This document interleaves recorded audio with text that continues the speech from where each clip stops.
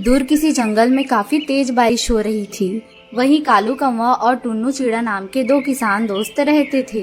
वो दोनों अपने अपने खेत में जामुन की फसल लगा रहे थे। टुन्नू चिड़ा अपने खेत में अच्छी पैदावार के लिए अपनी पत्नी टूनी चिड़िया के साथ दिन रात मेहनत करता और वहीं कालू कौवा ज्यादातर आराम करते रहता। एक दिन, अरे टुन्नू, क्या दिन भर लगा रहता है? थोड़ा आराम भी कर लिया कर। तेरी इतनी मेहनत करने से जामुन की खेती 1-2 दिनों में पककर तैयार नहीं हो जाएगी। मुझे देख, मैंने भी तेरी तरह जामुन की फसल लगाई है अपने खेत में, पर मैं तो इतनी मेहनत नहीं करता। अरे जितना वक्त लगता है उस फसल को पकने में, उतना तो समय लगेगा ही, चाहे तू कुछ भी कर ले। अरे भाई कालू, मेहनत नहीं करूँगा तो पैदावार कैसे अच्छी होगी? अब तो मैं तभी आराम करूँगा जब मेरी जामुन की फसल मंडी में पहुँच जाएगी और उसके मुझे अच्छे दाम मिलेंगे, तभी मैं चैन की सांस लूंगा।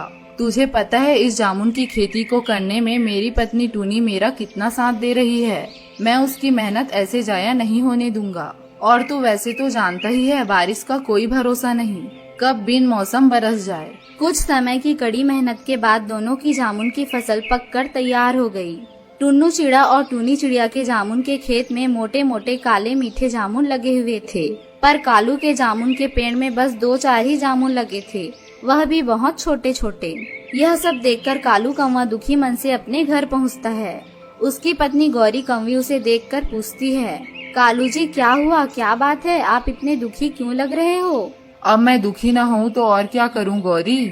उस टूनी और टुन्नू की खेत की फसल देखकर मेरे तो होश उड़ गए। ये मोटे मोटे काले जामुन लगे हैं उसके खेत में। इस बार जामुन बेचकर वो मुझसे ज्यादा अमीर हो जाएगा और मेरे खेत में बस नाम के ही जामुन लगे हैं। समझ नहीं आ रहा है इस टुन्नू चिड़े को जामुन की फसल बेचने से कैसे रोकूं।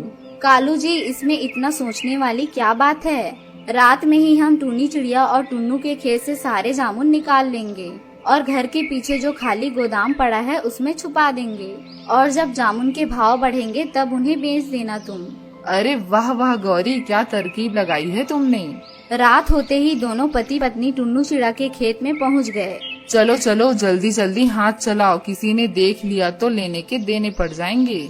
कालू और उसकी पत्नी गौरी ने टुन्नू चिड़ा के सारे खेत के पौधे बर्बाद कर दिए और जामुन को बोरियों में भर लिया। फिर सारी बोरियों को एक एक करके गोदाम में पहुंचा दिया। अगली सुबह टुन्नू चिड़ा अपनी पत्नी टूनी चिड़िया के साथ अपने खेत पर पहुंचा तो वहां का नजारा देखकर दोनों रोने लगे। हे भगवान, ये क्या हो गया? किसने हमारे खेत से सारे जामुन चुरा लिए? हम लुट गए, हम बर्बाद हो गए। तभी झूठी सहानुभूति दिखाने के लिए कालू उनके पास आया। अरे टुन्नू, किसने ये काम किया, कुछ पता चला? देखो तो दिन रात तुमने मेहनत करके इतनी अच्छी जामुन की खेती करी और जब बेचने की बारी आई तो चोरी हो गई। मैं तो कहता हूँ जल्दी से चोर का पता लगाओ। मुझे भी अब डर लगने लगा है अपनी फसल के लिए। खैर, जो होना था वो हो गया। तुम अगर चाहो तो मैं कम कीमत में तुम्हें अपने खेत के जामुन दे सकता हूँ। नहीं कालू, मैं फिर से अपने खेत में जामुन की खेती करूँगा। वहीं कालू अपनी करनी पर बहुत खुश था। अजी क्या हुआ, आप बहुत खुश लग रहे हो? उस टुन्नू को रोते देखकर मेरे कलेजे को ठंडक पहुँची है। जामुन की खेत को देखकर बहुत उछल रहा था। तुम्हें पता है गौरी, मैंने सुना है जामुन के दाम कुछ दिनों में बढ़ने वाले हैं। फिर हम ऊंची कीमत पर जामुन बेचेंगे। सोचो इस बार हमें कितने पैसे मिलेंगे। मैंने तो अपने लिए सोने का हार भी पसंद कर लिया है। समय बीतने लगा। कालू रोज बाजार में जामुन की कीमत पूछने के लिए जाता। एक दिन वह खुशी खुशी घर लौटा। अरे ओ गौरी, जामुन बेचने का समय आ गया है। मंडी में जामुन की बहुत कमी हो गई है। लोग 100 रुपए किलो भी देने को तैयार हैं। अब जामुन को बेचने का सही समय आ चुका है। फिर कालू और गौरी अपने जामुन निकालने के लिए जैसे ही गोदाम खोलते हैं तो सड़ी हुई गंध बाहर आती है। ये कैसी बदबू है? लगता है सारे जामुन सड़ गए, हम बर्बाद हो गए। ज्यादा के चक्कर में अपनी फसल भी नहीं बेच पाए। हाय मेरे सपने। दोनों पति पत्नी जामुन की दशा देखकर फुट फुट कर रो रहे थे। उधर टुन्नू चिड़ा और टूनी चिड़िया ने हार नहीं मानी। उन्होंने नई जामुन की फसल लगाई। वो फिर से मेहनत कर रहे थे। जब वो दोनों एक दिन खेत में खाना खाने बैठे तब एक बूढ़ा पक्षी उनके पास आया। बेटा, बहुत भूखा हूँ, कुछ खाने को दे दो। टूनी चिड़िया अपना सारा भोजन बाबा को दे देती है। अरे बेटा, तुमने अपना सारा भोजन मुझे दे दिया? तुम क्या खाओगे?